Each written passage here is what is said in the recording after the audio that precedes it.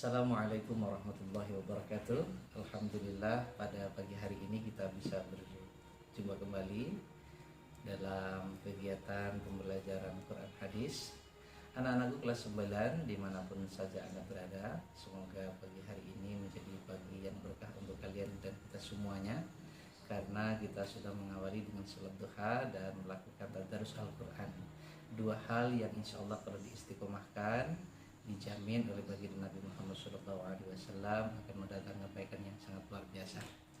Pada pagi hari ini kita akan melanjutkan materi kita terkait dengan tema yang kedua, yaitu meraih berkah dengan sikap jujur dalam muamalah. Kita tahu bahwa berkah itu adalah bertambahnya kebaikan, atau dalam bahasa Arab disebut dengan ziyadatul khair. Sehingga kebaikan yang kita lakukan, kalau itu menjadi sebuah berkah, maka kebaikannya akan bertambah, sehingga hidup kita akan semakin baik, dan semakin baik. Ilmunya akan bertambah, dan bertambah, sehingga akan menjadikan diri kita menjadi lebih bahagia, lebih baik, lebih bermanfaat, dan lebih berguna untuk kedepannya. Dengan mempelajari materi ini diharapkan anak-anakku semuanya nanti mampu menunjukkan perilaku jujur, disiplin, serta tanggung jawab dan peduli. Kemudian memiliki sikap yang toleran dan gemar untuk bergotong royong. Memiliki sifat yang santun, percaya diri, dan berinteraksi secara efektif dengan lingkungan sosial dan dalam jangkauan pergaulan dan keberadaan Anda di mana saja dan kapan saja. Kemudian dengan mempelajari materi ini diharapkan kalian meyakini kebenaran isi Al-Quran tentang perintah bersikap jujur. Kemudian setelah kita mengakui, maka kita mampu mengikuti kebenaran dari Al-Quran terkait dengan sifat jujur. Memang berbicara tentang jujur ini sebuah perilaku yang kadang ini mungkin sulit kita lakukan dan mudah diucapkan, tetapi itu adalah sebuah keniscayaan. Kita harus bersifat jujur dalam kehidupan sehari-hari. Untuk bisa memiliki sifat jujur itu, maka perlu kita membiasakan bersikap jujur dalam kehidupan kita, mulai dari hal yang kecil. Jangan sampai kita tidak jujur di dalam kehidupan kita. Pada materi ini saya ingin mencoba membahas tentang surat Al-Mutaffifin ayat 1 sampai dengan 17, dilanjutkan dengan surat Al-An'am. Lalu seberapa pentingkah sikap jujur ini, teman-teman? Jadi jujur adalah salah satu sifat yang melekat pada diri para nabi dan rasul, yaitu sifat siddiq. Jujur berarti mengakui, berkata atau memberikan suatu informasi yang sesuai dengan kenyataan dan kebenaran tanpa ditambah ataupun dengan dikurangi. Itu disebut dengan jujur. Mengapa memiliki sifat jujur sangat penting? Karena jujur merupakan pondasi sebuah kepercayaan. Sekali kita melakukan kejujuran, maka orang akan percaya pada kita. Sebaliknya, jika kita melakukan kecurangan atau kebohongan, sangat sulit bagi kita untuk mendapatkan kepercayaan dari orang lain. Sebelum diutus menjadi nabi dan rasul, Nabi Muhammad SAW telah mendapat kepercayaan dari para pemuka Quraisy yang berbeda keyakinan pada waktu itu, sehingga status sosial dan kekayaannya juga berbeda. Beliau dipercaya melakukan suatu hal yang besar dan mulia bagi suku Quraisy saat itu, yaitu Muhammad memimpin peletakan Hajar Aswad yang sempat tergeser karena adanya banjir bandang yang luar biasa. Kemudian peletakannya ini saling berebut. Kemudian orang memberikan kepercayaan itu kepada Nabi Muhammad untuk meletakkan Hajar Aswad yang sangat dimuliakan oleh orang Quraisy waktu itu. Mengapa demikian? Karena beliau selalu berkata dan berbuat benar, tidak pernah sekalipun dusta mulai dari kecil. Sabda Nabi Muhammad SAW, an Abdullah bin Mas'ud radhiyallahu anhu qala, qala Rasulullah SAW, alaikum bis-sidqi fa inna sidqa yahdi ilal bir wa innal birra yahdi ilal jannah. Dari Abdullah bin Mas'ud radhiyallahu anhu yang berkata, Rasulullah SAW bersabda, hendaklah kalian selalu jujur, karena kejujuran membawa kepada kebaikan dan kebaikan akan mengantarkan kepada surga. Hadis riwayat Bukhari. Perintah jujur ini juga dinyatakan dalam surat Al-Ahzab ayat 70 sebagai berikut: Ya ayyuhalladzina amanu taqullaha wa qulu qawlan sadida. Wahai orang-orang yang beriman, ittaqullah, bertakwalah kepada Allah, wa qulu qawlan sadidan, dan berucaplah dengan perkataan yang benar. Jadi di usia yang masih belia, Nabi Muhammad telah memiliki pengalaman dalam berdagang. Jiwa usahanya ini terasah secara baik hingga beliau menjadi dewasa dan menikah dengan Khadijah Al-Khumairah. Beliau termasuk wirausahawan yang sukses. Salah satu faktor utamanya adalah pribadi beliau yang sangat jujur dalam berinteraksi secara sosial atau bermuamalah dengan masyarakat, termasuk kejujuran dalam berdagang.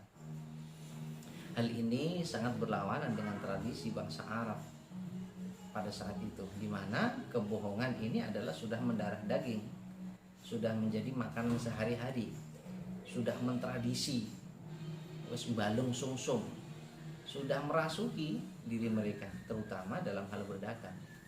Maka dari itu, pada kesempatan ini kita akan memahami kembali kandungan surat Al-Mutaffifin ayat 1 sampai dengan 17, kemudian dilanjut dengan surat Al-An'am ayat 152 tentang akhlak atau etika bermuamalah. A'udzu billahi minasyaitonir rajim. Bismillahirrahmanirrahim. Wailul lil mutaffifin alladzina idza iktalu 'alan nasi yastawfun wa idza kaluhum aw wazanuhum yukhsirun. Ala yadhunnu ulaika annahum mab'uthun liyawmin 'azim. Yawma yaqumun nasu lirabbil 'alamin. Kalla inna kitabal fujjari lafi sijjin. Wa ma adraka ma sijjin. Kitabun marqum. Wailun yawma idzil lil mukazzibin. Alladzina yukazzibuna biyaumiddin.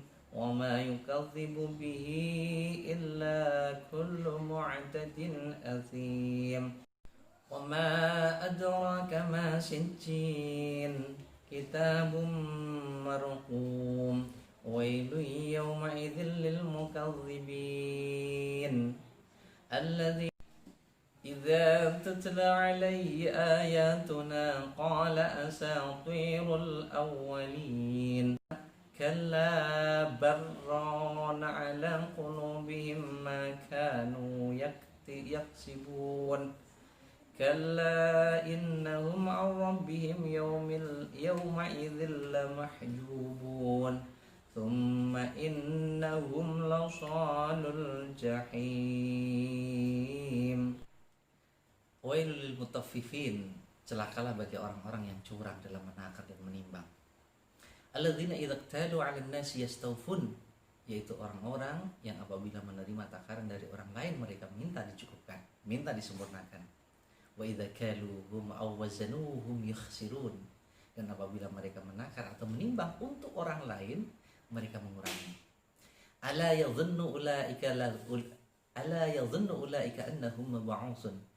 Tidakkah mereka itu mengira bahwa sungguhnya mereka akan dibangkitkan liyaumin 'azim, pada suatu hari yang besar. Yauma yaqumun nasu lirabbil alamin, yaitu pada hari ketika semua orang bangkit menghadap kepada Tuhan seluruh alam. Kalla inna kitabal fujjari lafi sijjin. Sekali-kali jangan begitu. Sesungguhnya catatan orang yang durhaka benar-benar tersimpan dalam sijjin. Wa ma adraka ma sijjin, dan tahukah engkau apa itu sijjin? Kitabum marqum, yaitu kitab yang berisi catatan amal. Wailu yawma idzil mukadzibin. Celakalah pada hari itu bagi orang-orang yang mendustakan. mendustakan. Alladzina yukadzibuna biyaumiddin, yaitu orang-orang yang mendustakannya pada hari pembalasan. Wa ma yukadzibu bihi illa kullu mu'tadin athim, dan tidak ada yang mendustakannya hari pembalasan tersebut kecuali setiap orang yang melampaui batas. Idza tutla alaihi ayatuna qala asatirul awwalin, dan apabila dibacakan kepadanya ayat-ayat kami, dia berkata itu adalah dongeng orang-orang dahulu. Kalla barrana ala qulubihim ma kanu yaksibun, sekali-kali tidak. Bahkan apa yang mereka kerjakan itu telah menutupi hati mereka. Kalla innahum ar-rabbihim yawma idzil lamahjubun, sekali-kali tidak. Sesungguhnya mereka pada hari itu benar-benar terhalang dari melihat Tuhannya. Orang yang paling rugi di surga itu adalah orang yang tidak bisa melihat Allah Subhanahu wa ta'ala. Kalla thumma innahum lasalul jahim, kemudian sesungguhnya mereka benar-benar masuk neraka. Teman-teman yang dirahmati Allah Subhanahu wa ta'ala, jelas sekali. Lanjut.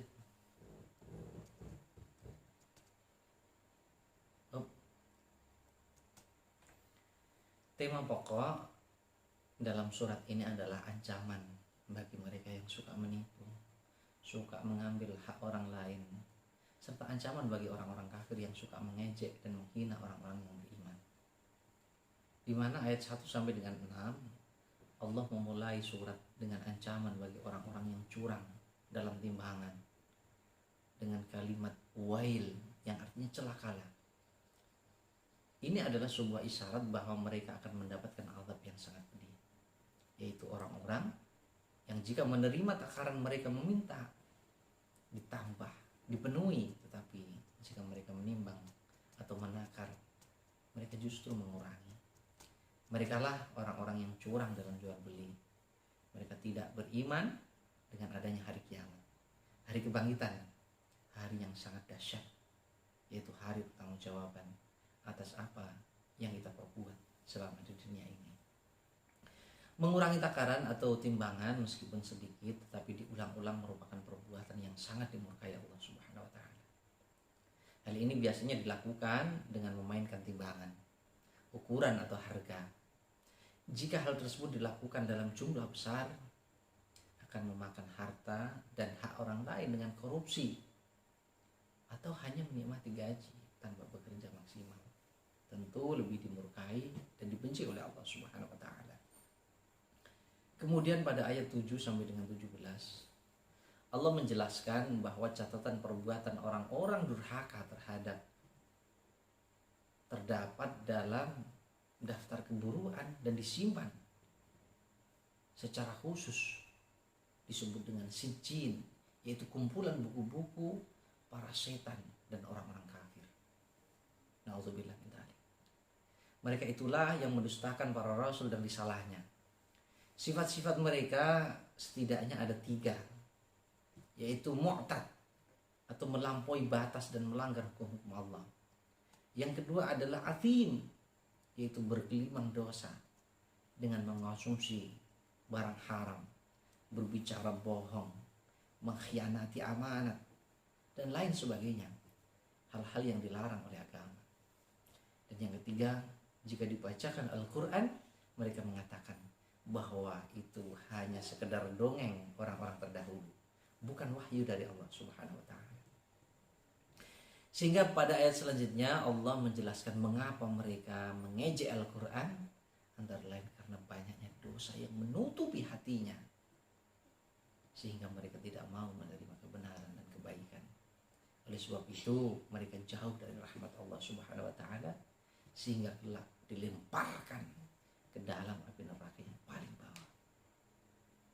Dan dikatakan kepada mereka, inilah azab yang dahulu selalu kamu dustakan.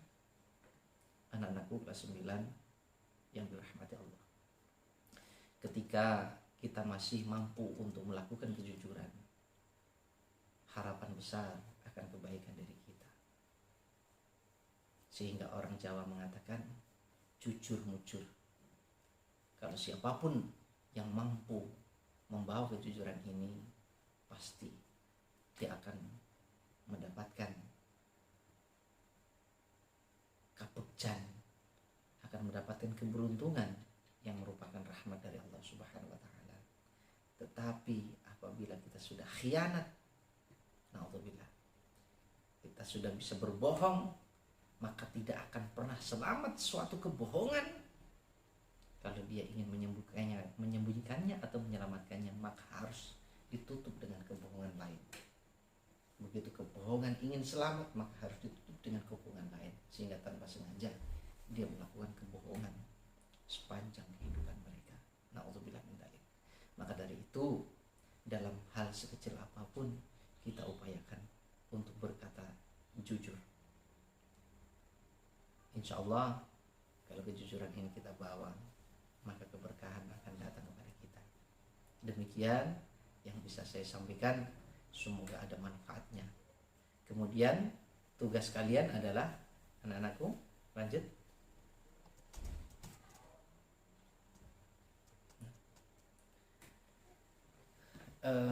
Enggak, Kak, enggak, Kak. Oke, baik. Setelah kalian mempelajari surat Al-Mutaffifin 1 sampai dengan 17, saya ingin kalian membuat kelompok yang terdiri dari 3 sampai dengan 5 anak. Sehingga meskipun kalian dalam kondisi pandemi dan kita melakukan pembelajaran secara daring ini, setelah ini kalian membuat grup kecil, ya, grup WhatsApp kecil, kemudian kamu mendiskusikan tentang ayat-ayat itu. Nanti di dalam lembaran itu kamu tulis ketuanya siapa, kemudian ada sekretarisnya dan juru bicara atau presenternya. Mungkin kalian bisa dialog 3 orang atau 5 orang dengan menggunakan aplikasi Zoom, dan itu sangat menarik sekali. Coba sekali-kali kalian lakukan itu. Atau juga WhatsApp call, mungkin itu bisa sampai dengan 5 anak, itu juga bisa kalian lakukan. Kemudian setelah kalian membentuk kelompok, diskusikan hal-hal yang berkaitan dengan kandungan surat Al-Mutaffifin ayat 1 sampai dengan 17. Pertanyaannya, apa arti sebenarnya Al-Mutaffifin? Siapakah yang disebut dengan Mutaffifin? Kemudian kalau ditarik, dikorelasikan dengan masa sekarang, golongan manakah yang masuk dalam kategori Mutaffifin itu? Kemudian identifikasilah perilaku orang-orang sekarang yang termasuk mu'tad dan asim berdasarkan pembicaraan dalam surat kandungan surat Al-Mutaffifin di atas. Kemudian bagaimana usaha kalian agar terhindar dari sikap orang-orang yang memiliki sifat mu'tad dan asim itu. Ini sangat penting sekali. Maka saya minta untuk kalian diskusikan, membuat kelompok, kalian terserah memilih teman kalian sendiri, ya. Kemudian tugas yang kedua, tuliskan hasil diskusi itu di sebuah lembaran, kemudian kalian kumpulkan, dikirim ke email saya atau nanti ke Brankas Birhat dari Google Form yang nanti akan saya bagikan linknya. Itu barangkali semoga pembelajaran kita hari ini mendapatkan berkah dari Allah Subhanahu wa taala dan bisa berguna dan mampu kita amalkan dalam kehidupan kita sehari-hari, dan semoga kita semuanya adalah termasuk orang-orang yang jujur, yang pada akhirnya kejujuran itu akan membawa kita kepada surga Allah Subhanahu wa taala. Amin amin ya rabbal alamin. Sekian, wallahu muwaffiq ila aqwamit thoriq. Wassalamualaikum warahmatullahi wabarakatuh.